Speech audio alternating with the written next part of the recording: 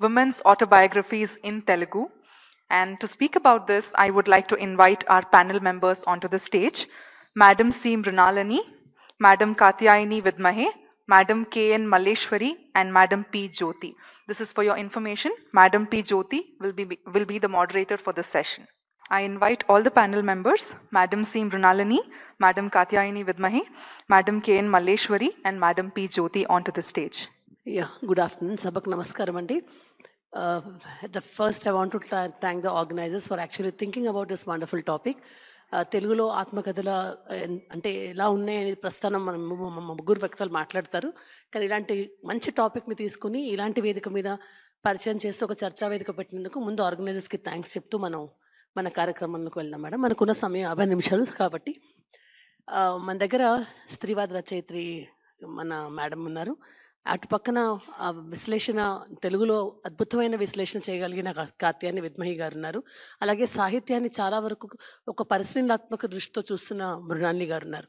వీళ్ళు ముగ్గురిని కూడా మేము వేసే ప్రశ్నలు అదే విధమైన కాన్సెప్ట్ తోటి వీళ్ళు అదే రకంగా అంటే మీ విశ్లేషణాత్మక దృష్టితోటి మీ పరిశీలనాత్మక దృష్టితోటి మీ స్త్రీవాద కోణంతో మీరు మాట్లాడుతున్నారని కోరుకుంటూ తెలుగులో స్త్రీ ఆత్మకథలు అంటే ఇప్పుడు ఇందాకే పైన ఒక సభ జరిగింది. అందులో సుధాకర్ గారు మాట అన్నారు, ఎవరి కథలు వాళ్ళే చెప్పుకుంటున్నారు అని. చాలా చక్కగా అందరూ ఎవరి కథలు వాళ్ళే చెప్పుకోవాలి అనే ఒక ఆలోచన అనేది ఇప్పుడు ప్రతి ఒక్కరు వాళ్ళ అస్తిత్వం కోసం అనేది వచ్చింది. కానీ సమాజంలో ఆకాశంలో సగం అనబడే స్త్రీలు వాళ్ళ కథలు వాళ్ళు ఎప్పటి నుంచి చెప్పుకుంటున్నారు. ఆ కథలు చెప్పుకోవాల్సిన అవసరం ఎంతగా ఉంది, అసలు వాటిని చర్చించుకోవాలా? మరొకటి దానికి పాఠకులు ఎవరు? ఎందుకంటే పాఠకులు లేదే రచయితలు లేరు, రచయితలు లేదే పాఠకులు లేరు. కాబట్టి ఈ దిశగా మనం ప్రయాణం చేస్తే ముందుగా నేను మిమ్మల్ని మీ స్త్రీవాద దృక్కోణంతో మీరు చూసిన ఈ ఆత్మకథలన్నింటిలో కూడా మీరు ఎటువంటి విషయపరమైన ఆత్మకథల్ని మీరు ఇప్పటిదాకా పరిశీలించారు? వాటిలో లక్షణాలు కానీ వైవిధ్యాలు కానీ వాటి గురించి మాకు పరిచయం చేయండి. ఓకే జ్యోతి గారు, అందరికీ నమస్కారం. వినిపిస్తుందా? మల్లేశ్వర్ గారు వినిపిస్తుందండి.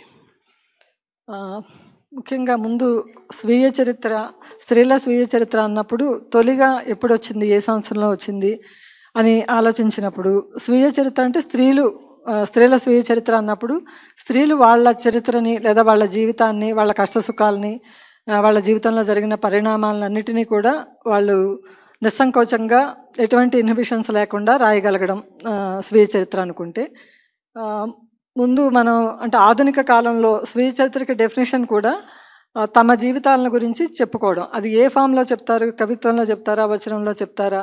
అది ఆధునిక ఫామా అని అనుకున్నప్పుడు స్వీయ ఆటోబయోగ్రఫీ అనేది ఆధునికమైన ఫామే.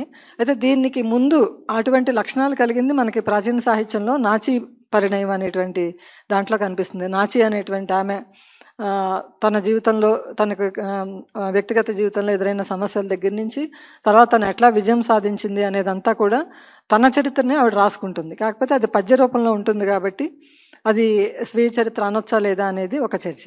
అయితే మనకి తెలుగులో మొట్టమొదటగా స్త్రీలు రాసిన స్వీయ చరిత్ర అంటే ఏడిదం సత్యవతి రాసినటువంటి ఆత్మచరితము అనేటువంటి పుస్తకం. అది 1934లో వచ్చినటువంటి పుస్తకం. అంటే దాంట్లో ఒక స్త్రీ 1920లో ఒక స్త్రీ భర్త పోలీసు ఉద్యోగం చేస్తూ ఎక్కడో బరంపురం దాటి ఒక అడవి ప్రాంతంలో అతను ఉద్యోగం చేస్తూ ఉన్నప్పుడు ఈ అమ్మాయి కాపురానికి తల్లిదండ్రులు పంపిస్తారు. తను వెళ్ళి అతని అడ్రస్ దొరక్క ఎక్కడో ఒక చోట ఉంటే అక్కడికి భర్త మళ్ళీ కారు పంపించి ఆ తర్వాత అటువంటి పరిస్థితుల్లో ఆ భర్తకి అక్కడ జ్వరం, వాంతులు అయ్యి అతను చనిపోతాడు 6 నెలలకి. ఈ అమ్మాయి వెళ్ళిన 6 నెలలకి అక్కడి నుంచి అతను తీసుకురావడం కూడా చాలా కష్టమై ఆవిడ అక్కడ ఉన్న లోకల్ సాయంతో భర్తని దహన కార్యక్రమాలన్నీ చేస్తుంది.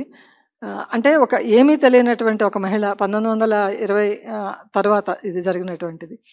ఆ సమయంలో అంతా ఒక మారుమూల అటవీ ప్రాంతానికి వెళ్ళి అక్కడ ఆ జీవితం అంతా ఐరనీ అంతా ఆవిడ ఎట్లా భరించింది ఇదంతా కూడా మనకి అంటే స్త్రీలు ఇదంతా ఆవిడ చెప్పకపోతే మనకు తెలిసేది కాదు. అంటే ఇక్కడ ఎక్కడో కోస్తా ప్రాంతంలో పుట్టిన అతను బరంపురంలోని ఒక అటవీ ప్రాంతంలోకి అంటే వలసలు వెళ్ళడం, ఉద్యోగార్థం కోసం వలసలు వెళ్ళడం ఇది మామూలు విషయం కాదు. ఇది మామూలుగా రాసిన కథలాగా అనిపిస్తుంది కానీ, స్వీయ చరిత్రలాగా అనిపిస్తుంది కానీ ఆవిడ ఆ వలసల్ని అంటే ఒక ప్రాంతానికి వలసలు వెళ్ళడం లేదా అక్కడ ఒక ఉత్తర భారతపు ఆచారాన్ని అమ్మాయి భర్త చనిపోయినప్పుడు అక్కడ సహగమనం చేస్తానంటుంది. అంటే ఆ ఒరిస్సా నుంచి అటు పైన నుంచి వచ్చినటువంటి ఒక ఆచారం. ఇక్కడ దక్షిణ భారతదేశంలో ఉన్నటువంటి ఆచారం కాదు. అంటే అటువంటి దాన్ని కూడా మనకి ఇది రికార్డు చేసింది ఈ పుస్తకం. అట్లాగే మనకి జాతీయోద్యమంలో ఉన్నటువంటి అనేక విషయాల్ని, అంటే జాతీయోద్యమంలో పార్టిసిపేట్ చేసినటువంటి మహిళలు రాసినటువంటి స్వీయ చరిత్రలు, అట్లాగే సంఘ సంస్కరణోద్యమం, ప్రధానంగా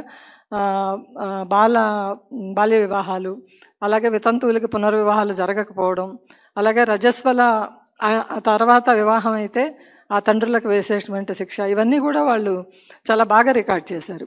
అయితే మనకి ఇందులో ఉండేటువంటి వైవిధ్యం ఏంటంటే, ప్రధానంగా స్త్రీ అంటే వాళ్ళ వ్యక్తిగత జీవితంతో పాటు వాళ్ళ సామాజిక జీవితం. అంటే దీంట్లో నా పరిశీలనకు అందిన విషయం ఏంటంటే, ఈ స్వీయ చరిత్రలు తెలుగులో ఒక 60-70 వరకు వచ్చినాయి. ప్రధానంగా ఈ స్వీయ చరిత్రలు రాసినటువంటి అందరూ స్త్రీలు చదువుకున్న వాళ్ళే. అంటే వాళ్ళు రాయగలిగారు అంటే ఆ అక్షర జ్ఞానం వాళ్ళకు ఉంది. అట్లాగే వాళ్ళు సామాజిక జీవితంలో చాలా పనిచేసినటువంటి వాళ్ళు, అంటే జాతీయోద్యమంలో చాలా బలంగా పనిచేసినటువంటి వాళ్ళు. అలాగే కనకమ్మ అనేటువంటి ఆవిడ కనకపుష్యరాగం అనే స్వీయ చరిత్ర రాశారు. అందులో ఆవిడ ఆ కాలంలోనే, అంటే భారత స్వాతంత్రానికి ముందే తన ఇంటి పెరట్లో ఆయుధాలు దాచిపెట్టేది. అంటే ఒక తీవ్రవాద దశకు వెళ్ళినప్పుడు ఆవిడ స్వయంగా విప్లవకారుల యొక్క ఆయుధాలు తీసుకెళ్ళి తన ఇంటి పెరట్లో దాచిపెట్టేది. అట్లాగే అంటరాంతనం మీద కృషి చేయడము, అంటే అంటరాంతనం పోవాలని కృషి చేయడము, అట్లాగే వాళ్ళు ఈ మందు సారా ఇవన్నీ తాగడానికి అది వాళ్ళలో వ్యసనం పోగొట్టడానికి కృషి చేయడం, ఇట్లా స్త్రీలు చాలా అంటే సామాజిక జీవితంలో చాలా ఎక్కువ కృషి చేశారు. అయితే స్త్రీల స్వీయ చరిత్రలో ప్రధానంగా మనకు కనిపించేది ఏంటంటే, ఇటు సామాజిక జీవితంతో పాటు చాలా వ్యక్తిగత జీవితాన్ని కూడా వాళ్ళు సమర్థవంతంగా స్వీయ చరిత్రలో భారత జాతీయోద్యమం మనకి ఇచ్చిన దాంట్లో స్త్రీల ఆత్మకథలు కూడా మొదలైనవి అనేది ఒక ముఖ్యమైన పాయింట్గా మనం మీ జవాబుగా తీసుకుంటూ, విద్మయ్య గారు, ఇప్పుడు మీరు చర్చించిన రచయిత్రుడు సాంస్కృతిక నేపథ్యం, రాజకీయ అవగాహన, జీవితాన్ని వారు పరిశీలించిన దృష్టికోణం వారిని రచయిత్రిగా నిలిపారంటారా? మీ విశ్లేషణలో మీరు కనుక్కున్న విషయాలేంటి? 1934లో వచ్చిన ఏడిదం సత్యవతి ఆత్మకథని 90లలో అనుకుంటా పబ్లిష్ చేశారు. అది చదివినప్పటి నుంచి స్వీయ చరిత్రల మీద ప్రత్యేక దృష్టితోటి సేకరించడం అవి చేస్తూ వచ్చాను. వెంటనే దొరికినటువంటివి 2, గోపరాజు సీతాదేవి రాసినటువంటిది ఒకటి, తర్వాత శ్రీరంగమ్మ గారు రాసింది. గోపరాజు సీతాదేవి కమ్యూనిస్టు ఉద్యమంలో పనిచేసిన స్త్రీ.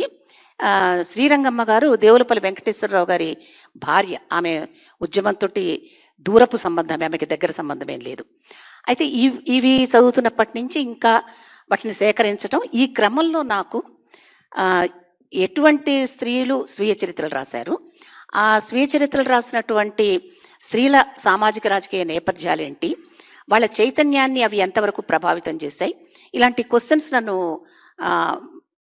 వేధిస్తూ ఉన్నాయి. ఆ క్రమంలో కొన్ని పరిశీలనలు నాకు తోచినవి ప్రస్తావిస్తాను ఇక్కడ. ఒకటి, అసలు రచన అంటేనే ఒక చైతన్యపూరితమైన చర్య. అంటే ఎంత చదువుకోని స్త్రీలైనా, ఇప్పుడు వీళ్ళల్లో స్వీయ చరిత్రలు రాసిన వాళ్ళందరూ ఉన్నతమైన చదువులు చదివిన వాళ్ళు కారు. వాళ్ళు చాలా హై స్కూల్ చదువులు చదవడం రాయడం మాత్రమే వచ్చినటువంటి వాళ్ళు ప్రారంభంలో ఉన్నారు. తరువాతి కాలంలో కొంతమంది టీచర్స్, ఇప్పుడు ఇటీవలి కాలంలో వచ్చింది కలనేత అని చెప్పనని బల్లా సరస్వతమ్మ, ఆమె high school teacher.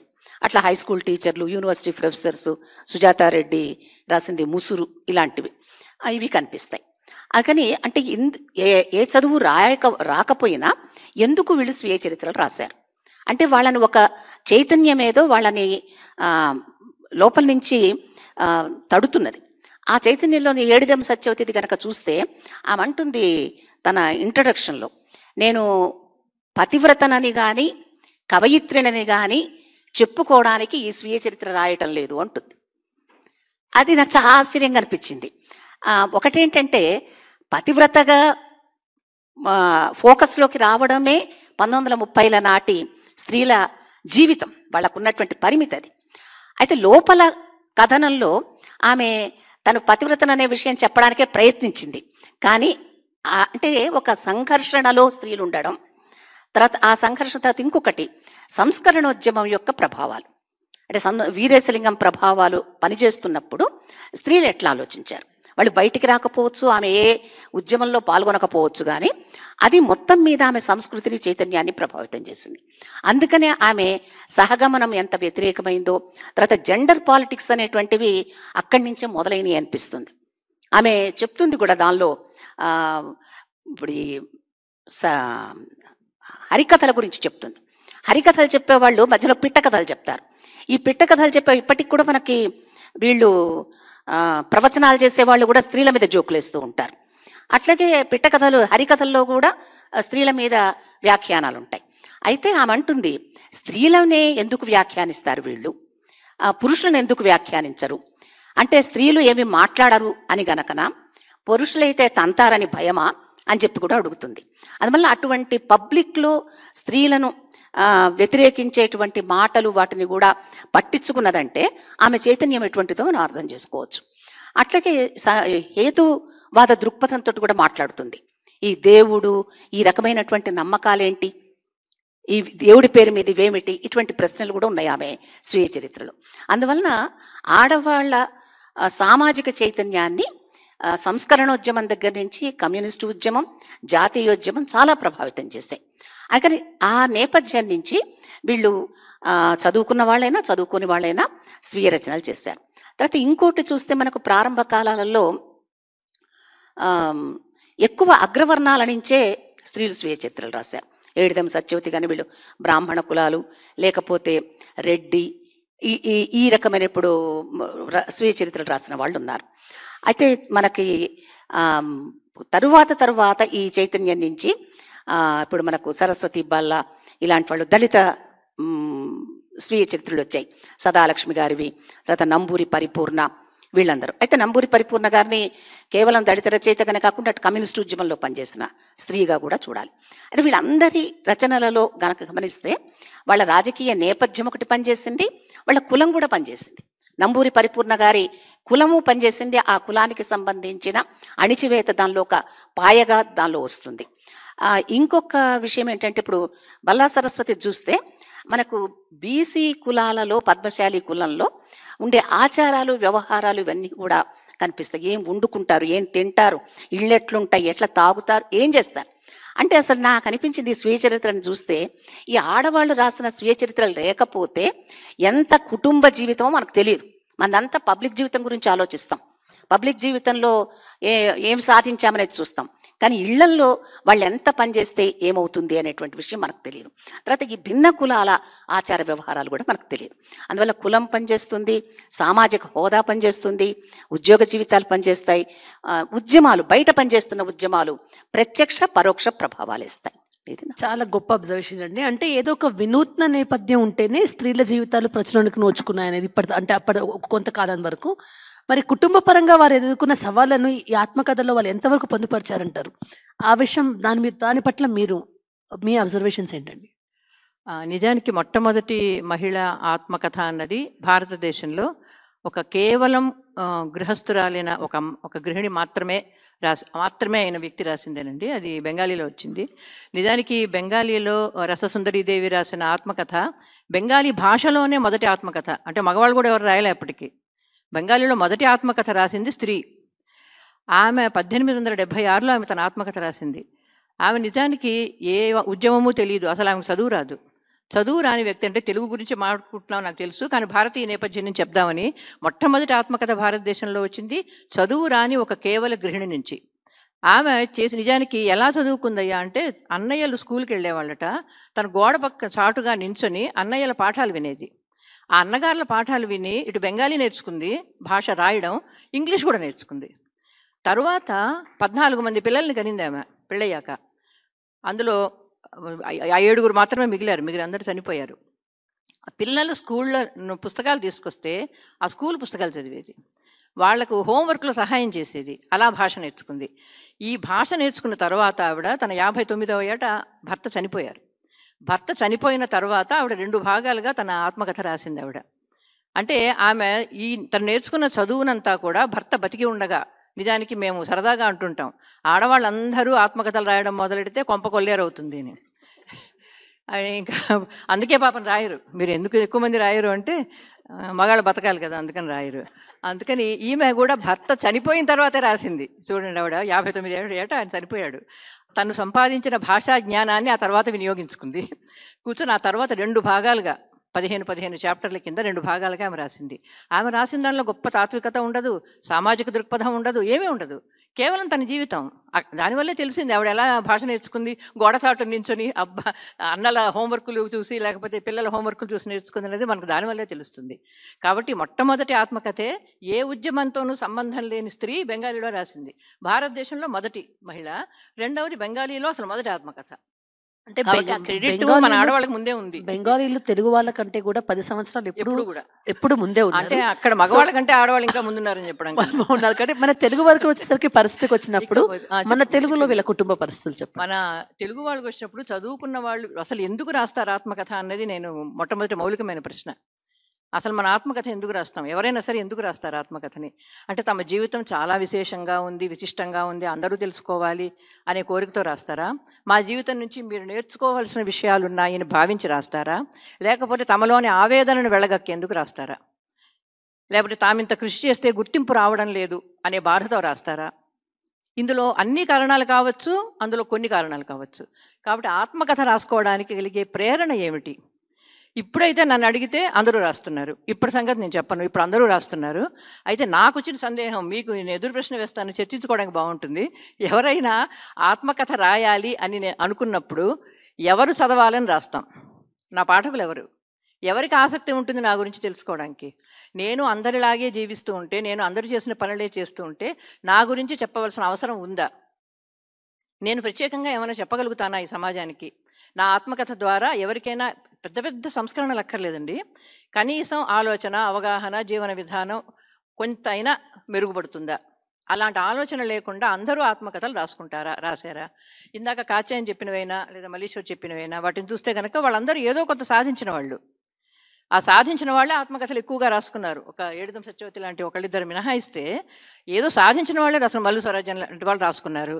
Bhanumathi Ramakrishna రాసుకుంది. ఆల్ ఇండియా రేడియో మొత్తం చరిత్రను చెప్పిన శారదా శ్రీనివాసన్ రాశారు. అట్లాగే నంబూరి పరిపూర్ణ రాశారు. వీళ్ళందరూ రాసుకున్నారు. అట్లాగే వింజమూరి అనసూయాదేవి మొత్తం జానపద సంగీతం, లలిత సంగీతం వీటిని అద్భుతంగా ఆవిష్కరించిన వ్యక్తి, ఆవిడ రాసుకుంది. వీళ్ళందరూ ఆత్మకథలు ఎందుకు రాసుకున్నారంటే they had something to tell. సమాజానికి చెప్పడానికి మేము చేసిన విజయాలు ఇన్ని ఉన్నాయి, సమాజంలో పురుషుల విజయాలకు కలిగిన గుర్తింపు మాకు కలగదు, కాబట్టి మేమే చెప్పుకుంటాం మా కథ అని రాసుకున్నారు. మీరు అడిగిన ప్రశ్న ఏమిటి? ఏదైనా సాధిస్తేనే రాయాలా, సాధించకపోతే రాయకూడదా అని. దేనికి నా ఎదురు ప్రశ్న ఏమిటంటే, నేను ఆత్మకథ రాస్తే గనక ఎవరికైనా ఉపయోగపడుతుందా అనే ఆలోచన వేసుకోవాలా అక్కర్లేదా ఆత్మకథలు రాసేవాళ్ళు? నా దుగ్ధం చెప్పుకోవడానికి అయితే నేను ఆత్మకథ రాసుకోవాలి అని అనుకుంటే గనక పెద్ద ప్రయోజనం లేదని నా ఉద్దేశం. కానీ విజయం అనే దాన్ని మనం ఇక్కడ నిర్వచించుకోవాలి. విజయం అంటే ఏమిటి? విజయం అనేది పురుషుల దృష్టితో చూస్తారా, స్త్రీల దృష్టితో చూస్తారా? విజయం అంటే అది మనం తర్వాత మళ్ళీ దాని గురించి మాట్లాడదాం మేడం. ఎందుకంటే చాలా మంది పురుషులు ఉన్నారు, వాళ్ళు వినాల్సిన విషయాలు కూడా చాలా ఉన్నాయి. కాబట్టి ఇప్పుడు ఈ రౌండ్లోకి వెళ్ళబోతూ ఇప్పటిదాకా ఆయన అందమైన చర్చలో మనకు చాలా విషయాలు మనకు చర్చించుకోవాల్సినవి కూడా వచ్చాయి. అంటే స్త్రీల స్వీయ కథలు, ఇతరులు రాసిన జీవిత కథల్లోని శిల్ప వైవిధ్యం ఎలాంటిది, అలాగే పురుషుల జీవిత కథలతో పోలిస్తే వీటిలో మీరు గమనించిన వైవిధ్యం ఏంటి? అంటే పురుషుల కథలు చాలా వచ్చాయి, చాలా రాసుకుంటున్నారు. ఎవరి కోసం రాస్తున్నారో ఎవరు రాస్తున్నారు, కానీ వాళ్ళైతే స్త్రీల కంటే ఎక్కువ రాసుకుంటున్నారు. కాబట్టి వాళ్ళ జీవిత కథలతో మీరు గమనిస్తే రెండిట్లో ఎటువంటి వైవిధ్యాన్ని మీరు గమనించారు? ముందు అంటే మగవాళ్ళ స్వీయ చరిత్రలతో పోల్చడం కన్నా ముందు తెలుగు స్త్రీల రాసినటువంటి స్వీయ చరిత్రలకి మిగతా రాష్ట్రాల, అంటే ఇప్పుడు ఉదాహరణకి ఒక సెక్స్ వర్కర్ ఆత్మకథ, అట్లాగే నళిని జమీలియా రాశారు. అట్లాగే ఒక హిజ్రా ఆత్మకథ, కమలాదాస్ మై స్టోరీ, ఇట్లాంటివి చూసినప్పుడు వాళ్ళు తమ లైంగికత్వాన్ని ఎట్లా డిఫైన్ చేసుకుని ఎంత ధైర్యంగా రాశారు. అసలు మన తెలుగు స్వీయ చరిత్రలో ఒక్కటి కూడా అటువంటిది కనిపించలే. అంటే ఇదేమీ తప్పేమీ కాదు. అంటే సెన్సార్షిప్ ఎట్లా ఉంటుంది, బహుశా అది మృణాలిని గారు మాట్లాడతారు. అంటే ఆ పోలికలు చూసినప్పుడు కేవలం మగవాళ్లతోనే అంటే పోల్చి చూడడం కాదు, ఇతర ప్రాంతాల స్త్రీల స్వీయ చరిత్రలతో కూడా పోలిస్తే అది కొంచెం నిరాశాజనకంగానే అనిపిస్తుంది. కానీ ఇక్కడ వీళ్ళు ఫేస్ చేసినటువంటి సమస్యలు అంటే చాలా పాతకాలం నుంచి చూసినప్పుడు ఆ బ్యాక్గ్రౌండ్ వేరు కదా. ఇప్పుడు నాకు మీరు అడిగింది ఒక ఉదాహరణ చెప్తాను మగవాళ్ళ స్వీయ చరిత్రల గురించి. ఒకలాభరణం లలిత గారు నా జ్ఞాపకాలు అని ఒక పుస్తకం రాశారు, అదే స్వీయ చరిత్ర రాశారు. అందులో ఆవిడ ఒక చిన్న ఉదాహరణ చెప్తారు. ఆవిడ బాల్య జ్ఞాపకాలను చెప్తారు. ఆవిడ స్కూల్కి వెళ్ళినప్పుడు ఫస్ట్ ఎంటర్ అయిన పిల్లలకి వాళ్ళ టీచరు చేతిలో సిరి అని రాసేవారట. తర్వాత ఎంటర్ అయిన పిల్లలకి చుక్క అని చుక్క పెట్టేవారట. తర్వాత ఎంటర్ అయిన వాళ్ళకి 2 దెబ్బలు వేసేవారంట. ఇది బాల్యంతో అంటే చాలామంది బాల్యంలో ఇది జరిగిన విషయం. సిరి, చుక్క, దెబ్బ అని చెప్పి పిల్లలు ఆడుకునేవారు. ఇది స్త్రీలు మాత్రమే రాయగలరు. ఎందుకంటే మగవాళ్ళకి ఇందులో ఏ రాజకీయమైన విశేషం ఉండదు, ఏ సామాజికమైన గొప్ప విశేషం కూడా ఉండదు.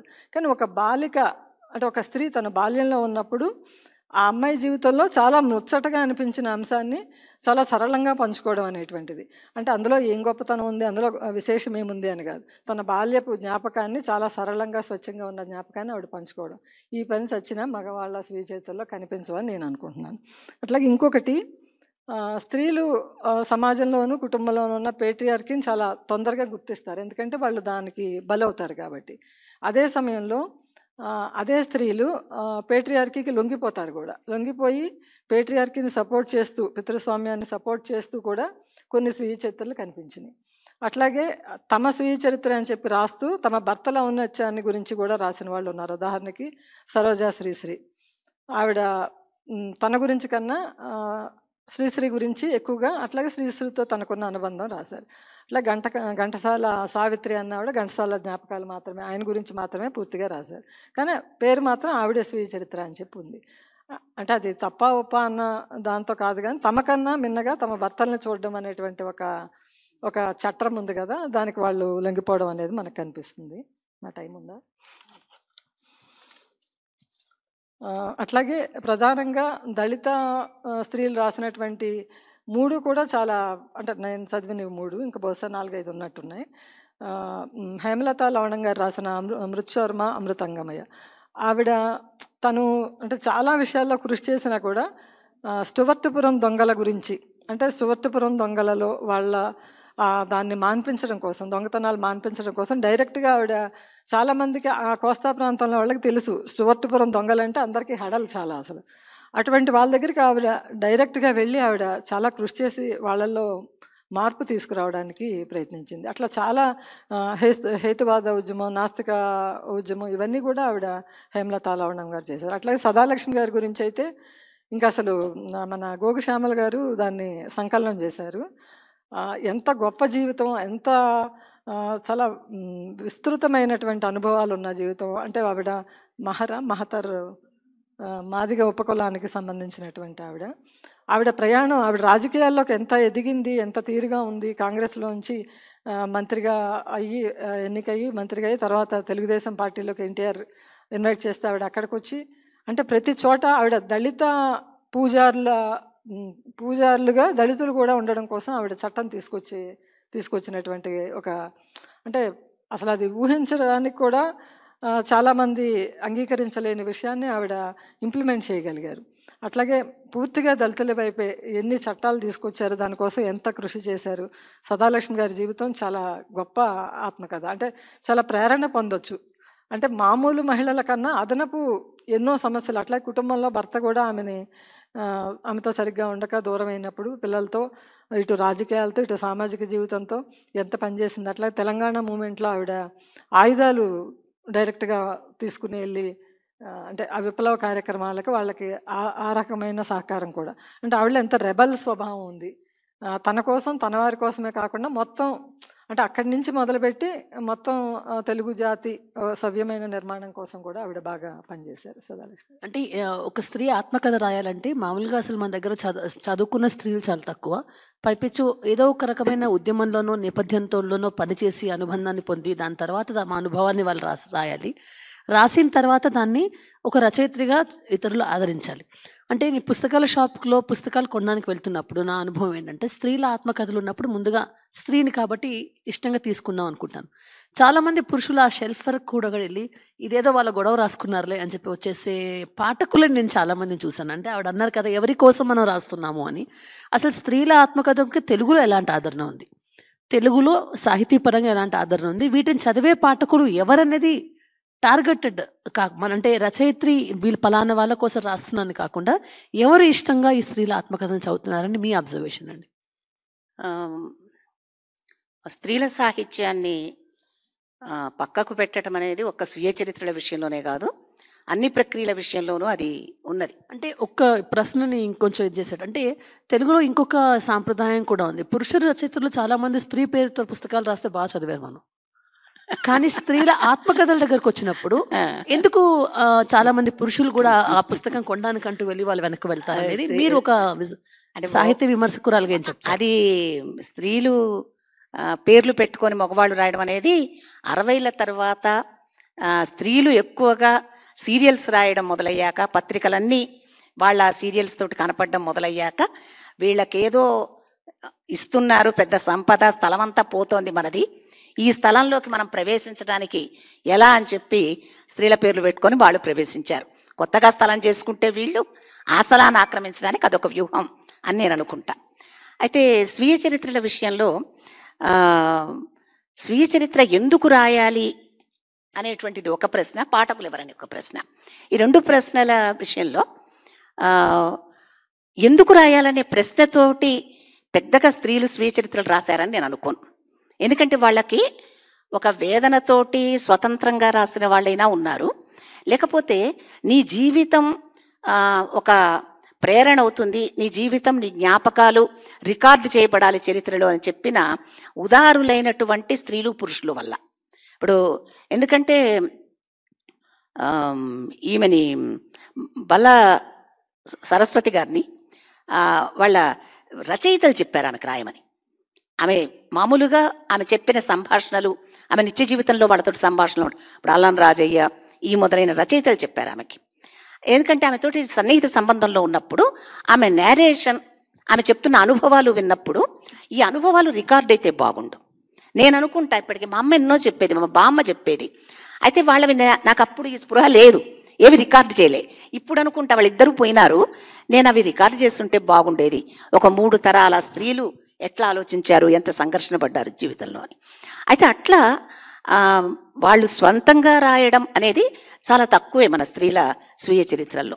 వాళ్లకు ప్రేరణలు ఉన్నాయి పక్క నుంచి, వాళ్ళని దగ్గరగా చూస్తున్న స్త్రీలు కానీ పురుషులు కానీ. అట్లాగే నిర్జన వారధి రాసిన కోటేశ్వరమ్మ గారిని కూడా నీ అనుభవాలు తెలియాలని చెప్పిన వాళ్ళు స్త్రీవాదులు ప్రధానంగా.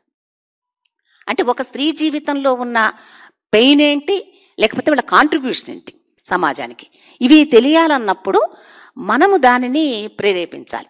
అట్లా రాశారు. అందుకనే ఇది అమ్ముడు పోతుందా లేదా, దీన్ని పాఠకులు అంటే ఆ బిజినెస్ మెంటాలిటీ లేదు అసలు స్త్రీలకి, ఇది పాఠకులకు పోతుందా లేదా అనేటువంటి దానికంటే నేను చెప్పదలుచుకుందంతా చెప్పేయాలి, నేను పోతే ఇది చెప్పేవాళ్ళు ఎవరు ఉండరు, అది చాలా సీరియస్ విషయం.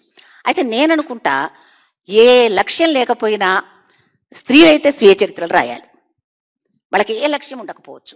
కానీ ఎందుకంటే ఈ మగవాళ్ళ స్వీయ చరిత్రలన్నీ చూద్దాం మనం ఒకసారి. చూస్తే వాళ్ళ జీవితంలో వాళ్ళ స్వీయ చరిత్రలో ఏది మిస్ అయిన పార్ట్ ఉంటుందో ఆ పార్ట్ అంతా కూడా పూరించగలిగిన వాళ్ళు స్త్రీల స్వీయ చరిత్ర. అక్కడ ఇప్పటికీ మనకి అసలు ఉమెన్ స్టడీస్ మొదలు కావడమే మనకు అట్లా మొదలైంది. ఎందుకంటే స్త్రీల వైపు నుంచి అధ్యయనం లేకపోవడం వలన జ్ఞానమంతా పురుష జ్ఞానమే, ప్రపంచమే పురుష ప్రపంచం, అందుకని అదే చలామణి అవుతుంది. అయితే జ్ఞానం అది అసమగ్రం, స్త్రీలు దానికి యాడ్ అయితేనే అందులో ఇంకా క్రమక్రమంగా మనకు వచ్చింది బహుళ వర్ణాల నుంచి స్త్రీలు, ఒక వర్ణం నుంచే కాదు బహుళ వర్ణాల నుంచి స్త్రీలు తమ అనుభవాలు చెప్పే కొద్దీ అది జీవితం సంపూర్ణమవుతుంది, జ్ఞానం సమగ్రం అవుతుంది. అందుకని నేను అనుకుంటాను వీళ్ళని ఇప్పుడు కోటేశ్వరమ్మ చదివాను నేను, తర్వాత గోపరాజు సీతాదేవి, నంబూరి పరిపూర్ణ, ఈ ముగ్గురు, తర్వాత మల్లు స్వరాజ్యం, ఈ నలుగురు కమ్యూనిస్టు ఉద్యమంలో పనిచేసిన స్త్రీలు. ఆ నలుగురు స్వీయ చరిత్రలు చదివితే తర్వాత జనరల్గా స్త్రీలు ఉద్యమాల్లో ఎట్లా పాల్గొన్నారని తెలుస్తుంది. ఎన్ని వందల మంది స్త్రీల ప్రస్తావన ఉందో దానిలో. ఒక్కొక్కళ్ళు 200 మంది స్త్రీలను ప్రస్తావించారు. తమ సమకాలంలో ఆ ఉద్యమంలో ఏదో ఒక స్థాయిలో పనిచేసిన స్త్రీలని వాళ్ళు మెన్షన్ చేశారు. వాళ్ళందరి కథలు గనక మనం సేకరించగలిగితే అది పుచ్చలపల్లి సుందరయ్య చరిత్ర గ్రంథానికో రావినారాయణ రెడ్డి చరిత్ర గ్రంథానికో ఒక పూరకం అవుతుంది అని నేను అనుకుంటా.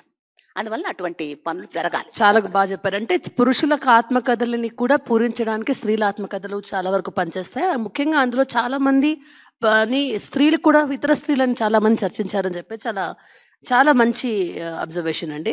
అయితే అంటే ఈ పాఠకులు కూడా మన్నించాలి, ఇక్కడ వేదిక మీద ఉన్న వాళ్ళు కూడా మన్నించాలి. నా అబ్జర్వేషన్ ఏంటి అంటే, ఇప్పుడు మీరు ఇన్ని కోట్ చేసిన ఇన్ని ఆత్మకథలు కూడా చాలా వరకు కుటుంబ పరంగా ఒంటరి స్త్రీలు రాశారు. అంటే భర్తతో లేకుండా ఉన్న వాళ్ళు కానివ్వండి, లేదంటే భర్తతో విడిపోయిన వాళ్ళు కానివ్వండి, భర్త మరణించిన తర్వాత వచ్చిన ఆత్మకథల గురించే మనం ఇప్పటిదాకా ప్రస్తావించుకుంటున్నాం. అంటే స్త్రీల కథలు సంపూర్ణంగా నిజంగా ఉన్నాయంటారా? వాటిని రాసేటప్పుడు ఎంత సెన్సార్ చేయబడుతున్నాయి? రచయిత్రుల సవాళ్ళు ఎలాంటివి? ఎందుకంటే మనం ముందే మీకు నేను హింట్ ఇచ్చాను ఏంటంటే, చాలా వరకు ఒంటరి స్త్రీలు రాసినవి ఆత్మకథలుగా బయటకు వచ్చాయి. కాబట్టి ఇప్పుడు మీరు చెప్పాల్సింది ఆత్మకథల్లో ఎంత సెన్సార్ చేయబడుతున్నాయి, ఆత్మకథ రాస్తున్న స్త్రీ మెదడు వెనకాల ఉన్న ప్రెషర్ ఎలాంటిది? ఇది చాలా మంచి ప్రశ్న. నిజానికి కాత్యాయని గారి చెప్తున్నప్పుడే నేను ఈ విషయాల గురించి ఆలోచించాను. ఎందుకంటే పురుషులు రాస్తున్న చరిత్రకు, వాళ్ళ జీవిత చరిత్ర నిజంగా సామాజిక చరిత్రకు అద్దం పట్టేలాగా ఉంటుందని పురుషుల ఆత్మకథలన్నింటినీ పొగుడుతాం మనం. అందుకే వాటిని చదువుతాం కూడా. దానికి పూరకంగా స్త్రీలు ఉంటాయన్నది కూడా చాలా వరకు నిజమే తను చెప్పింది కూడా. కానీ ఇక్కడ మీరు వేసిన ప్రశ్న ఏమిటంటే, ఎలాంటి సెన్సార్షిప్ ఉంటుంది అని. స్త్రీలు కథలు, కవిత్వాలు, నవలల్లో కూడా సెన్సార్షిప్ పాటిస్తారు.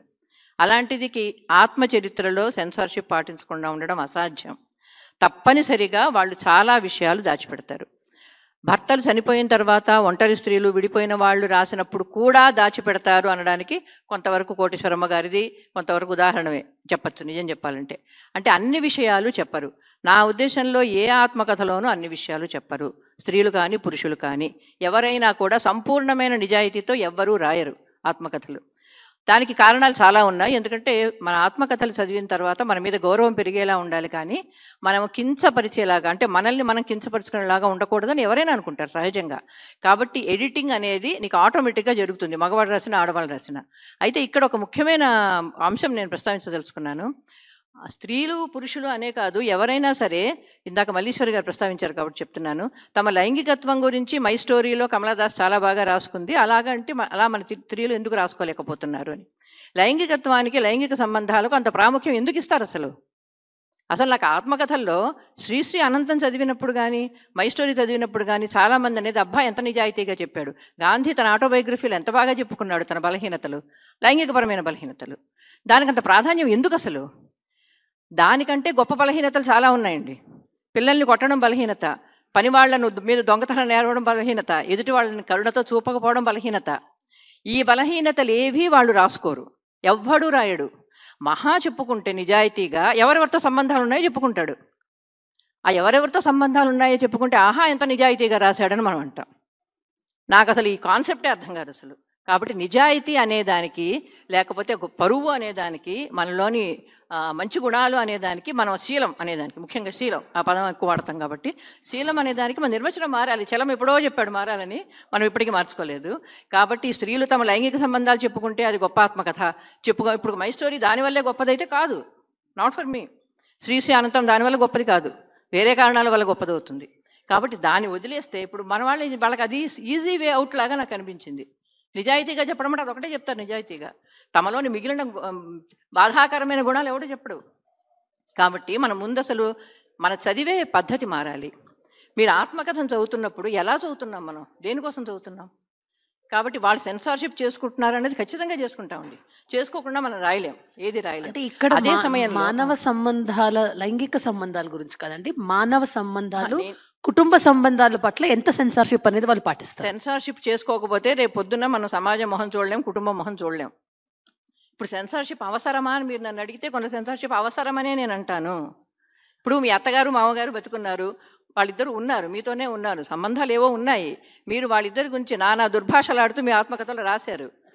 రేపు పొద్దున్న నువ్వు వాళ్ళతో జీవించలేవు. అది న్యాయమా కూడా నిజం చెప్పాలంటే? అంటే మానవ సంబంధాలు, బతికి ఉన్న వాళ్ళతో సంబంధాలు పూర్తి తెగతెంపులు చేసుకునేంత నిజాయితీగా రాయనక్కర్లేదని నా అభిప్రాయం. ఎందుకంటే అల్టిమేట్గా అంతిమంగా ఏం కావాలి మనకు? అందరం ఒక సహజీవనం చేయాల్సిన వాళ్ళం ఒక సమాజంలో. కాబట్టి ఆ సహజీవనం చేస్తున్న వాళ్ళం అన్ని రకాల కష్ట నష్టాల్లోనూ కూడా కలిసిమెలిసి జీవించాలి. ఇరుగు వాళ్ళతో, పొరుగు వాళ్ళతో. ఎవరిదో పరువు తీసేస్తే నేను చాలా నిజాయితీగా రాసినట్టు, నేను మీ ఆఫీస్లో పనిచేసేవాళ్ళు, నీ స్నేహితులో వాళ్ళ గురించి చాలా నిజాయితీగా రాసేసి దానివల్ల నేను చాలా గొప్పగా రాసేసాను ఆత్మకథ అనుకుంటే కాదు. రేపొద్దున వాళ్ళతో సంబంధాలు ఉండవు. పైగా నీలో ఎన్ని దుర్గుణాలు ఉన్నాయి నువ్వు అవి చెప్పుకోవుగా. ఎదుటి వాళ్ళలో ఉన్నాయి చెప్తావు, నీలో ఉన్నవి నువ్వు చెప్పుకోవు. అలాంటప్పుడు ఎలా నిజాయితీ అవుతుంది? కాబట్టి సెన్సార్షిప్ అనే దాన్ని కూడా మనం కేవలం స్త్రీలు సంకోచించడం అనేది నేను ఒప్పుకుంటాను. సంకోచించడం వరకు అంత సంకోచించాల్సిన అవసరం లేదు. తమ చేసినవి చెప్పుకోవడానికి కానీ, తమ మనోభావాలు కానీ, ఇంట్లో జరిగిన ఒక సంఘటనకు తమ ప్రతిస్పందనలు కానీ వాళ్ళు నిర్ద్వంద్వంగా ప్రకటించుకోవచ్చు. కానీ తమ జీవితంలోని ప్రతి అంశాన్ని వాళ్ళు చెప్పి తీరాలి. ఎదుటి వాళ్ళని బాధించే అంశాలను కూడా ఖచ్చితంగా బయటికి చెప్పాలి. ఇప్పుడు సజీవంగా మీతో పాటు ఉన్నవాళ్ళని అంటే మాత్రం అది మంచిదని నేను అనుకోను. ఎందుకంటే పుస్తకం కంటే జీవితం గొప్పదండి. జీవితం గొప్పది. అంటే అందువల్ల స్త్రీ ఆత్మకథలు రాసే చాలా మంది స్త్రీలు కూడా జీవితాలకు చాలా విలువిచ్చి చాలా వరకు సెన్సార్షిప్ చేసుకుంటున్నారు, గౌరవాన్ని ఇస్తున్నారు అని మనం అన్న ఉద్దేశంతో ఒక సాహితీవేత్తగా ఆవిడ చెప్పారు. మేడం, అదే సంగతి మీరు ఒక స్త్రీవాద రచయితగా ఎలా చెప్తారు? స్త్రీవాద రచయితకి సాహితీవేత్తకి ఏం తేడా లేదు. కానీ అంటే నేను యాక్చువల్గా అన్నది స్త్రీల లైంగికత గురించి అన్నాను. మృణాలిని గారు లైంగిక సంబంధాల గురించి చెప్పారు. లైంగికత వేరు, లైంగికత అంటే లైంగిక పరంగా స్త్రీలు ఎక్స్ప్లాయిట్ అవుతారు. దాని గురించి ఎందుకు రాయకూడదు? నేను అడిగింది ఆ ఉద్దేశం. అంటే లైంగిక సంబంధాల గురించి ఇప్పుడు కమలాదాస్ రాసి ఉండొచ్చు, నేను దాన్ని కాదన్నాను. అది ఆవిడ వ్యక్తిగతమైన చాయిస్గా ఆవిడ తీసుకుని రాసుకుంది. కానీ ఇప్పుడు హిజ్రా ఆత్మకథ కానీ లేకపోతే సెక్స్ వర్కర్ ఆత్మకథ కానీ లైంగికంగా స్త్రీలు ఎక్స్ప్లాయిటేషన్ గురైనప్పుడు ఎందుకు దాచిపెట్టుకోవాలి? వాళ్ళకి డ్రామాగా ఉన్నప్పుడు వాళ్ళు ఎందుకు వాళ్ళ స్వీయ చరిత్రలో అది రాసుకుని దింపుకోకూడదు? లేదా ఇట్లాంటి అన్యాయాలకి లేదా ఇటువంటి ఎక్స్ప్లాయిటేషన్కి స్త్రీలు గురవుతున్నారు కాబట్టి మా జీవితం మీకు ఒక ఉదాహరణ ఎందుకు చెప్పకూడదు? ఆ ఉద్దేశంతో నేను లైంగికత. మల్లీశ్వర్ గారు, అందుకని మీరు దాంతోపాటు లైంగిక సంబంధాల గురించి మేము రాసుకుంటాము, దానివల్ల ఉపయోగం ఏంటి అంటే అది పర్సనల్ చాయిస్గానే నేను చూస్తాను. రాసినంత మాత్రం దానికి.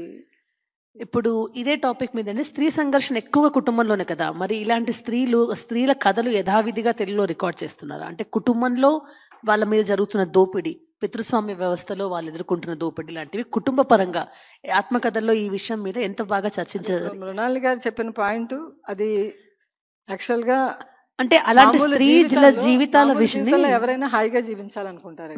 అంటే భర్త కానీ భార్య కానీ తప్పులు చేస్తున్నా కూడా బాహాటంగా పెట్టుకోవాలని అనుకోరు ఎవరు. ఎందుకంటే రేపొద్దున మళ్ళీ వాళ్ళు ఒక దగ్గరగా వచ్చినప్పుడు ఆ బాహాటంగా ఉన్నది వాళ్ళకి ఎదురవుతుంది.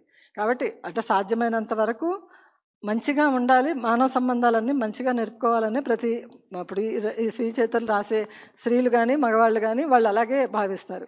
కానీ దానిని మించి అధిగమించి అందులో ఏమన్నా సోషల్ కాజ్ ఉన్నా లేదా వాళ్ళకి ఇంకా విపరీతమైన తెగింపు వచ్చినా, ఇప్పుడు ఇందాక మీరు చెప్పినట్టు మేడం చెప్పినట్టు వాళ్ళు ఒంటరి స్త్రీలు అయి ఉన్నా, ఇంకా వాళ్ళతో సంబంధం లేదు అనుకున్నప్పుడు లేదా భర్తలు చనిపోయినప్పుడు అటువంటప్పుడు రాస్తున్నారు. అంటే అది ఒక నిస్సహాయ స్థితిగానే మనం అర్థం చేసుకోవాలనుకుంటున్నాం. అంటే అది కేవలం నిస్సహాయత అంటారు. అంటే ఇట్లా కుటుంబంలో వాళ్ళు ఎదుర్కొంటున్న హింస గురించి రాస్తున్న స్త్రీల జీవితాలన్నీ విషయ వస్తువుగా తీసుకోవడం, దాన్ని విషయ వస్తువుగా తీసుకోవడం గురించి మీరు ఎలా స్పందిస్తారు? నాకు ఒకసారి మళ్ళీ కుటుంబంలో స్త్రీలు ఎదుర్కొంటున్న హింస, పితృస్వామ్య వ్యవస్థలో వాళ్ళు ఎదుర్కొంటున్న హింసనే విషయ వస్తువుగా తీసుకుని జీవితంలో పెద్ద పెద్ద ఉద్యమాల్లోనూ ఎందులోనూ పాల్గొనే అతి మామూలు స్త్రీలు రాసే ఆత్మకథలు ఒకవేళ తెలుగులో వస్తే, రావాలని మాలాంటి వాళ్ళం అనుకుంటున్నాం, ఒకవేళ వస్తే దాన్ని విషయ వస్తువుగా తీసుకోవడం గురించి మీరు ఒక రచయిత్రిగా ఏమన్నా? అదే నేను తప్పనిసరిగా వాళ్ళ జీవితంలో ఏ హింస ఉన్నా దాన్ని వాళ్ళు బాహటంగా చెప్పాలి అనుకుంటే ఒక ఫామ్లో చెప్పొచ్చు. అందులో ఎటువంటి సెన్సార్షిప్ మనం పెట్టుకోక్కర్లేదు, బయట సమాజానికి కూడా ఉండాల్సిన అవసరం లేదు. కాకపోతే మృణాలిని గారు చెప్పింది చాలా ఆలోచించాల్సిన విషయం ఏంటంటే మనం బయటికి చెప్పుకోవడం వల్ల పొందేదానికన్నా కోల్పోయేది ఎంత, ఆ బేరీజు తప్పనిసరిగా స్వీయ చేతులు రాసే వాళ్ళకి ఉండాల్సిందే. ఇప్పుడు శ్రీశ్రీ అంటే అంత రాసి కూడా ఆయనకున్న ఇమేజ్ వల్ల బయటకు వచ్చాడు. అదే ఏ స్త్రీ రాసినా ఈ పాటికి స్త్రీ చరిత్రని బహుశా బ్యాన్ చేసి ఉండేవారు. కాత్యాయని గారు, చాలా ఆత్మకథాంశక నవలలను స్త్రీలు కల్పన జోడించి రాయడం మీరు గమనించి ఉండొచ్చు. అంటే ఇప్పుడు ఇన్ని కష్టాలు ఉన్నాయి కాబట్టి చాలామంది స్త్రీలు తమ కథను చెప్పుకోవడానికి కల్పనను జోడించుతూ దాన్ని ఒక నవలగా లేదా ఫిక్షన్ని జోడిస్తూ తమ కథను రాసుకోవడం అనేది మీరు చూశారు. విశ్లేషణాత్మకంగా వాటిని పరిశీలిస్తే అవి వారి జీవిత కథలని మనకు అర్థమైపోతుంది. ఒక విమర్శకురాలిగా ఇలా రాసిన కథలను నేరుగా రాసిన ఆత్మకథల మధ్య తేడా ఏంటి? అలాగే పాఠకులు ఎటువంటి వాటిని ఎక్కువ చదువుతారు?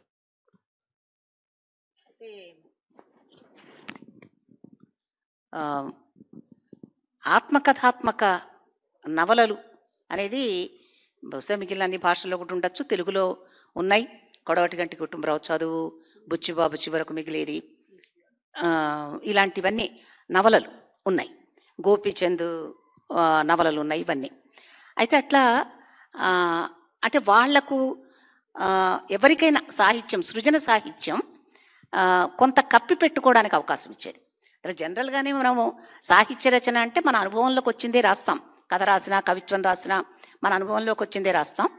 అనుభవంలోకి వచ్చిన దాన్ని కొద్దిగా దూరంగా ఉండి రాస్తాం. ఆ కొద్దిగా దూరంగా ఉండడానికి కొంత కల్పన దానికి జోడించడం అవి ఉంటాయి. అయితే స్వీయ చరిత్రలో దూరంగా ఉండడానికి వీలేదు, నేనే రాస్తున్నా. అందువలన తప్పనిసరిగా అంటే ఆడవాళ్ళు ఆ పద్ధతిని ఎన్నుకోవడంలో కొన్ని పరిమితులతో ఎన్నుకొని ఉండొచ్చు.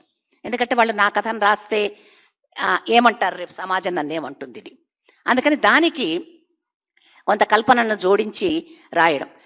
నిజానికి ఇప్పుడు మొదటి స్వీయ చరిత్ర 1934లో వస్తే 1917లోనే 17-18 కనుపర్తి వరలక్ష్మమ్మ స్వీయ చరిత్ర అని ఒక నవల రాసింది. నేను ఆ స్వీయ చరిత్ర చూసి చదివి, అయితే మనము వెనకాలకు పోవాలా, స్వీయ చరిత్ర హిస్టరీ మారిందా, 34 నుంచి 17కి వెళ్ళిపోయిందా, అది మొదటి స్వీయ చరిత్ర అని చెప్పాలా అని అనుకొని దాన్ని 2-3 సార్లు చదివితే అది నవల. ఆమె స్వీయ చరిత్రని పేరు పెట్టింది, ఇది నా అనుభవం అంటూ ఫస్ట్ పర్సన్లో నవల రాసింది. అవన్నీ ఆమె జీవితంలో, కనుపర్తి వరలక్ష్మమ్మ జీవితంలో విషయాలే. అది ఆమె నవలలో కూడా వ్యక్తమయ్యాయి. తర్వాత ఇంకొక నవల రాసింది, ఆ నవలలో కూడా వ్యక్తమయ్యాయి. అందువలన బహుశా ఆనాటికి ఆమెకున్నటువంటి సామాజిక పరిస్థితులు, వీటిల్లో రచన ఒక ఆయుధంగా బయటకు వచ్చినప్పుడు ఈ రచనలో నా అనుభవాన్ని చెప్పడానికి అది ఒక స్త్రీ రాసుకున్న స్వీయ చరిత్రగా దానికి ఒక కల్పన చేసింది. అంటే ఇది నేను కాదు అని ముందు ఒక ప్రకటన చేసి దాన్ని నడిపించింది అనమాట. అలాంటి రచనలు మనకున్నాయి. అట్లాగే ఇప్పుడు మనకి గీత రాసినటువంటిది నవల వెండి అంచుల వెన్నెలానా ఏదో ఒక గీత రాసింది అమెరికా నుంచి. తర్వాత ఇలాంటి నవలలు ఉన్నాయి మనకి. అయితే అది కొంత తమని కవర్ చేసుకోవడానికి, ఇది నేను కాదని చెప్పుకోవడానికి. కానీ ఈ స్వీయ చరిత్రలకి ఆ పరిమితి లేదు, ఉండదు నేనని వచ్చినప్పుడు. అందుకని వీళ్ళు ఏం చేశారు, రాస్తూ మధ్యలో నేను ఎవరిని ఇది నొప్పించడానికి రాయలేదని చెప్పుకున్నారు. ఆ సెన్సార్షిప్ అనేది ఎలా పనిచేసిందనేది, నేను ఎవరిని నొప్పించడానికి రాయలేదు, ఇది ఒకటి రాస్తారు, ఒక సంఘటన, దానిలో ఎవరి మీద విమర్శ ఉంటుంది, కుటుంబంలోనో ఇంకా సమాజంలోనో ఎవరి మీద విమర్శ ఉంటుంది, అవి చెప్పాలని చెప్పానంతే, దీన్ని ఎవరిని నొప్పించడం నా ఉద్దేశం కాదు అని ఆ రకంగా ఒక డిఫెన్స్ మెకానిజం ఒకటి పెట్టుకొని వాళ్ళు రాశారు. అందువలన కథలు, నవలలలో మనకు స్త్రీల నవలలు కానీ పురుషుల నవలలో కానీ స్వీయ జీవితానుభవాలు కనిపిస్తాయి. అట్లాగే స్వీయ చరిత్రకి స్వీయ జీవిత ఆత్మచారిత్రాత్మక నవలలకి మధ్య రేఖ ఏమిటంటే, అక్కడ నేను అన్నది తెలియదు, ఇక్కడ నేను అనేది తెలుస్తుంది. అది పాఠకులు ఎలాంటి చదవడం ఇష్టపడతారు? డైరెక్ట్గా రాసిన స్వీయ చరిత్రనా, లేకపోతే ఇలా కప్పిపుచ్చుకున్న నవలగా రాస్తానా? అంటే కప్పిపుచ్చుకున్న నవలలలో విషయం తెలియదు వాళ్ళకు ముందు. వాళ్ళకి ఆ రచయితల జీవితం తెలిస్తే, ఆ జీవితం గురించి ఇంకొక ఇన్ఫర్మేషన్ అందితే అప్పుడు తెలుస్తుంది. అందువలన వాళ్ళకి ఏంటి, స్వీయ చరిత్ర చదవాలనే కుతూహలం ఎక్కువ ఉంటుందని నేను అనుకుంటా. ఇక్కడ వీళ్ళేమిటో తెలిసిపోతారు కదా, వీళ్ళ సంగతి ఏంటో తెలుసుకుందాం అనేటువంటి కుతూహలం ఉంటుందని నేను అనుకుంటాను. చాలా చాలా బాగా మాట్లాడారండి మృణాలి గారు. తెలుగులో ఆత్మకథలు రావాలంటే, అంటే మనం అందరికి తెలుసు చాలా తక్కువ వచ్చాయని మనం ఒప్పుకుంటున్నాం. దాని వెనకాల కారణాలు మీరు చెప్పకనే చెప్తున్నట్టే చాలా అందంగా చాలా చక్కగా చెప్పేశారు కారణాలు ఏంటి అని. మరి ఇంత ప్రెషర్తో స్త్రీలు ఇప్పుడు రాస్తున్నారు. ఇప్పుడు ప్రస్తుతం జనరేషన్ ఇంకొంచెం బోల్డ్గా ఉన్నారు, వాళ్ళు రాయడానికి ఇష్టపడుతున్నారు, వాళ్ళ కథను చెప్పుకోవడానికి ఇష్టపడుతున్నారు, చెప్పాలని కోరుకుంటున్నారు, ఆడియన్స్ కావాలని కూడా వాళ్ళు వాళ్ళ కోరికను వెలిబుచ్చుతున్నారు. మరి ఇలా తెలుగులో ప్రస్తుతం ఆత్మకథలు రావాలంటే, ఆ జీవితాల్లో పాఠకులను చేరాలంటే ఇప్పటి తరంలో రచయిత్రులు ఏ మార్గంలో నడవాలంటారు? ఇప్పుడు వస్తున్న ఆత్మకథల గురించి అంటే రాయాల్సిన వాళ్ళ గురించి భవిష్యత్తు మీరు అడుగుతున్నది కదా. ఓకే, భవిష్యత్తు గురించి చెప్పాలంటే ముందు ఒక చిన్న విషయం మీతో పంచుకుంటాను. ఇందాక వీళ్ళు మాట్లాడుతున్నప్పుడు సెన్సార్ ఎట్లా చేసుకుంటారని. బీనాదేవి గారు మీకు అందరికీ తెలుసు. బీనాదేవిలో ఆవిడ మాత్రం, ఆయన చనిపోయారు, నరసింహరావు చనిపోయారు. ఆవిడ రాస్తూ తమ జ్ఞాపకాలు ఆవిడ మధ్యలో 2 వారాలు రాసేసి ఆవిడ ఆపేస్తే రచన పత్రికలో సీరియలైజ్ అయ్యేది. ఆయన ఎందుకండి ఆపేస్తున్నారంటే, ఇక్కడ ఉన్నాక బతికిన వాళ్ళు ఉన్నారు బాబోయ్, వాళ్ళు ఎవరినేమన్నా అనుకుంటారు, ఇంకా వెయ్యొద్దు నా ఆత్మకథ అనింది ఆవిడ. అనేసరికి ఆయన మళ్ళీ బలవంతం చేస్తే మళ్ళీ రాసింది. ఇలాగా 3 సార్లు మానేసింది పుస్తకాన్ని. బీనాదేవీయం పేరుతో ఇప్పుడు మార్కెట్లో ఉంది ఆ బుక్. 3 సార్లు మానేసి తర్వాత చివరికి ఆవిడ పూర్తి చేసింది. అందులో ఆవిడ పద్ధతి నేను ఆ పుస్తకం చదవమని రాయబోయే వాళ్ళందరికీ చెప్పదలుచుకున్నా. ఎందుకంటే నరసింహరావు గారిలోని ప్రతి బలహీనతను ఆవిడ చెప్తుంది అందులో, ఒక్కడు వదిలిపెట్టలే. కానీ చెప్పడం ఎలా చెప్పింది, ఎంత నాజూకుగా, ఎంత హాస్యం మాటున, ఎంత సరసంగా చెప్తుందంటే ఆ లోపాలన్నీ. అది మనం నేర్చుకోవాల్సిన రాసే పద్ధతి. మీరు తప్పించుకోవాల్సిన పని లేదు, అబద్ధాలు చెప్పాల్సిన పని లేదు, కప్పిపుచ్చాల్సిన పని లేదు. ఎలా చెప్తున్నావు, ఆ ప్రతిభ నీకుందా, ఆ నైపుణ్యం. మనకు శుభ్రంగా నరసింహరావు గారు ఎంత గొప్ప లాయరో అర్థమవుతుంది, ఎంత గొప్ప మనిషో. అసలు మామూలుగా చాలా మంచి మనిషి, కానీ అస్సలు పనికిరాని భర్త, ఆర్థిక క్రమశిక్షణ 0, కుటుంబాన్ని నాశనం చేసేంత ఆర్థిక అక్రమశిక్షణ అయింది. అవన్నీ కూడా బయటపడతాయి. ఆవిడ ఎంత అద్భుతంగా ఆవిష్కరిస్తుందంటే నరసింహరావుని. మీరు నిజంగా రాయదలుచుకుంటే ఆత్మకథలు మీ భర్తను చెబుతూనే ప్రతి సన్నివేశంలో ప్రతి పేరాలో భర్త ఉంటాడు. వాళ్ళిద్దరికి జంట రచయితలు, అలాగే రాస్తుంది, జంట రచయితలాగే రాస్తుంది ఆవిడ. అలా రాయాల్సి ఉంటుంది. కాబట్టి బీనాదేవి అని చదవమన్నది మొదటి సలహా. రెండవ ఆవిడ ఉంది, బుచ్చిబాబు గారి భార్య శివరాజు సుబ్బలక్ష్మి గారు కూడా రాశారు జ్ఞాపకాలు. శివరాజు సుబ్బలక్ష్మి గారు చాలా జాగ్రత్తగా, ఆవిడ కూడా చాలా తెలివైంది, ఇది కూడా చదవాలి మీరందరూ. ఆవిడకి చాలా తెలివిగా తను భర్త కంటే మంచి చిత్రకారిణి అనేది ఎస్టాబ్లిష్ చేసేస్తుంది. చూసిన ప్రతి ఒక్కళ్ళు మీ బొమ్మలు బాగున్నాయంటే బుచ్చిబాబు ఉడుక్కుంటాడు, బుచ్చిబాబుకు కుళ్ళు తనంటే అనేది కూడా చెప్తుంది. ఎక్కడా పదాలు వాడదు, ఎక్కడా బుచ్చిబాబుని నిందించదు, బుచ్చిబాబుని వెనకేసుకునే వస్తుంది. కానీ మనకు తెలియదు, బిట్వీన్ ది లైన్స్ మనకు ఎంత బాగా తెలుస్తుందంటే అది రచనా నైపుణ్యం అంటే అదండి. వీళ్ళిద్దరిని చదివిన తర్వాత ఇప్పుడు రాయదలుచుకున్న వాళ్ళు తాము ఎందుకు రాయాలో అంటే, నాకు రావిశాస్త్రి గుర్తుకొస్తున్నాడు. మీరు రాసేది ఏ మంచికి హాని కలిగిస్తుందో, ఏ చెడుకి మేలు చేకూరుస్తుందో ఆలోచించుకొని రాయండి. రావిశాస్త్రి ఆ రకంగా మనకు ఆదర్శం అని చెప్పచ్చు. మనం రాయడం వల్ల మేలు జరుగుతుంది పాఠకులకు. ఎక్కడో అక్కడ చాలా పెద్ద మేలు కాదు. మీరు ఇందాక నుంచి విజయం అనే పదం వాడుతున్నారు. ఏ స్త్రీ కూడా గొప్పవి సాధించిన తర్వాత నేను అందరికంటే గొప్పదాన్ని, నేను వింజమూరి అనసూయదేవిలాగో భానుమతి రామకృష్ణలాగా చెప్పుకోనక్కర్లే. వాళ్ళిద్దరూ చాలా చెప్పుకుంటారు తమ గురించి, అలా చెప్పుకోనక్కర్లే. కానీ ఇంట్లో చేసే ప్రతి పని కూడా ఏదో రకమైన విజయమే. వీళ్ళ శ్రమ దగ్గర నుంచి మొదలు పెట్టుకొని, ఇంట్లో చేసే పని దగ్గర నుంచి మొదలు పెట్టుకొని వాళ్ళు సమాజానికిలో కూడా, ఉత్పత్తిలో కూడా భాగస్వాములు అవుతున్నారు. కాబట్టి అందరూ రాయడానికి అర్హులేనండి. ఆత్మకథ రాయడానికి అర్హత లేదు నేను అంటంలా. కాకపోతే మనం రాసేది ఏం రాస్తున్నాము అనే జ్ఞానం ఉండి రాయడం ఆత్మకథకు అవసరం. అందరూ రాస్తున్నారు కాబట్టి నేను రాస్తున్నాను అనేది కవిత్వానికి, కథకు, నవలకు ఎలా చెల్లదో ఆత్మకథకు కూడా చెల్లదు. ఫ్యాషన్ కింద ఆత్మకథలు రాయకూడదు.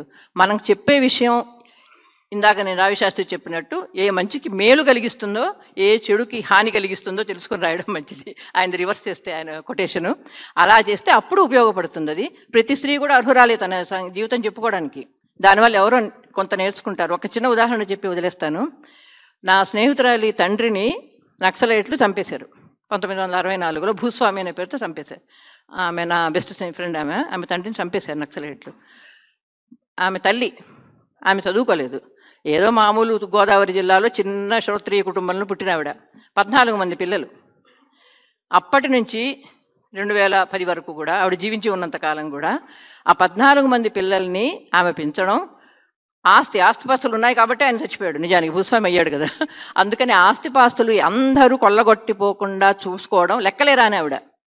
ఆస్తి అంతా 14 మంది పిల్లలకు దక్కేలా చూడడం, అంతా చేసి పిల్లలందరినీ అద్భుతమైన స్థితిలో పెట్టి ఆ తర్వాత సహజంగా హాయిగా 90 మరణించింది ఆవిడ. ఆవిడని జీవితాన్ని ఆత్మకథలాగా రాయమని నా స్నేహితురాలికి చెప్పాను. ఆమె ధీరవనిత అనే పేరుతో రాసింది. ఆమె జీవితం చదవాల్సిన జీవితం. అంటే తన 14 మంది పిల్లల్ని ఒంటి చేత్తో, అందులోనూ హత్యకు గురైన భర్త, కోర్టు కేసు నడుస్తోంది, కోర్టు కూడా వెళ్ళాల్సి వచ్చేది ఆవిడ కళ్ళ ముందే ఆయన చనిపోయాడు. అలాంటి వాళ్ళ జీవితాలు ఉన్నాయి. వాటి మీద రాయించడం అన్నది ఇందాక కాచేని వాళ్ళు కూడా అన్నారు, అందరూ మన బాధ్యత కింద ఎవరిని అడిగితేనే రాస్తారు అన్నది అనుకున్నాం కదా, అలాంటి వాళ్ళవి రాయించే బాధ్యత సమాజపరంగా సాహిత్యవేత్తలుగా మనందరి మీద ఉందని నేను అనుకుంటాను. వాటి అవసరం చాలా ఉంది. దట్ వాజ్ వండర్ఫుల్ డిస్కషన్ అండి. సో దీన్ని బట్టి మనకి నేను టు సమ్అప్ యాక్చువల్గా స్త్రీల ఆత్మకథ, ఒక ఆత్మకథ బయటకు వచ్చిందంటే దాని వెనకాల ఎంత వేదన ఉంటుంది, ఎంత సెన్సర్షిప్ ఉంటుంది. మేడం తీసుకుంటారండి మీ ప్రశ్నని. Are questions allowed ma'am?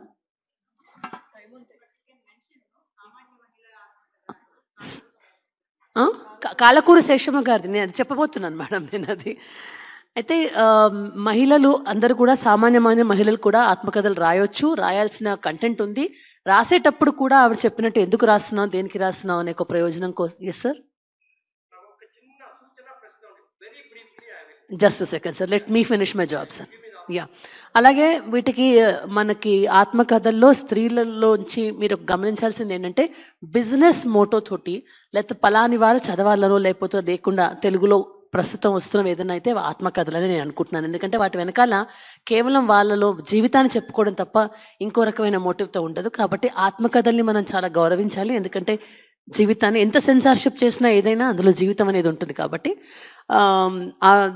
ఈ సెషన్లో ఇంతమంది వచ్చి పాల్గొన్నందుకు, ప్రశ్నలకి జవాబులు చెప్పగలిగినందుకు, కాస్త హాస్యాన్ని జోడిస్తూ చెప్పగలిగినందుకు మీకు కూడా నేను ధన్యవాదాలు చెప్తున్నాను madam. We are on times. Yes sir, now I'm giving it to you. Wonderful session అండి. నాకు అందరు ఇష్టమైన వాళ్ళు ఇక్కడ ఉన్నవాళ్ళు అందరు తెలుసు కూడా దాదాపు, నేను ఎవరికి తెలియదు. సూచన ప్రశ్న ఏంటంటే, ఇలాంటి చర్చల్లో పురుషుల్ని, రచయితని, విమర్శకుని ఎందుకు భాగం చేయకూడదు? నన్ను తలుస్తున్న ప్రశ్న చాలా కాలంగా. ఎందుకంటే తెలుగులో స్త్రీల ఆత్మకథలు వండర్ఫుల్, టాపిక్ ఈజ్ ఎక్సలెంట్. నేను పాల్గొనగలను, నేనంటే నేను కాదు, anybody a critic or somebody ఒక పురుషుడు దృక్కోణంలో దీన్ని ఎలా చూస్తున్నాడని చెప్తే నేను. సార్ చాలా గొప్ప ప్రశ్న వేశారు. కాకపోతే స్త్రీలని గౌరవించే వాళ్ళు, మేము గౌరవిస్తున్నాం, మేము కూడా వస్తున్నాం అని చెప్పే పురుషులు మాకు చాలా తక్కువ కనపడతారు. మీరు ఒకరు ఉన్నందుకు organisers will take that thing. కాదు సార్, ముందుకు రారు. మేము మంచి వాళ్ళం అని చెప్పుకోవడానికి ముందుకు వచ్చిన స్త్రీలు మా ముందు. Anyway, thank you so much. But definitely sir, yeah అదొక వాదం కింద డెవలప్ అవుతుందా కానీ నాకు తెలిసి నా వ్యక్తిగతంగా ఫెమినిజం అవసరం లేదు. నేను నా భార్యని, కూతుర్ని స్నేహితులుగా చిన్నప్పటి నుంచి నేను. You are an exceptional sir. Thank you sir. నిర్వాహకులకు సూచన ఇవ్వండి, పురుషుల్ని కూడా ఇన్వాల్వ్ చేయండి స్త్రీల ఫోరంలో. తప్పకుండా, చాలా బాగుంటుంది, కంప్లీట్ గా ఉంటుంది సంపూర్ణంగా. తప్పకుండా సార్, తప్పకుండా. Thank you so much for that sir. Taken in positive spirit. Thank you అండి. It's for you ma'am. Madam C. Mrinalini, Madam Katyayani Vidmahe, Madam K. N. Malleshwari, and Madam P. Jyoti. Thank you so much for your time and thoughts, ma'am. Thank you. Thanking our partners for the day. Platinum partner, Ramaya University, University of Applied Sciences. Golden partner, ELSITA, LCR Karnataka Tourism. Silver partner, Pali Institute, Kalaburgi, Prarthana World School. Associate partner, MG Motors, Sapna Book House, SALT, Sheshadripuram Educational Trust, Kaveri Hospital, Selco, Siri, Kaveri Emporium. Session partners, Abharana, Alvas, Andolana, Ankita Pustaka, Bhavani Industries, Blossoms, Siddhalingeshwara Book Depot, Harivu Books, Kambada Kone, Polestar, Shraddhas, Tallurs, Tescom, Vidyarthi Bhavana and She SR. Print media partners, Prajavani, Deccan Herald, Mathrubhumi, Andhra Jyoti. Radio partners, Big FM. Digital media partner, South First. And institutional partners, Alvas Mudbidre, NMKRV and Surana Educational Institutions. Thank you.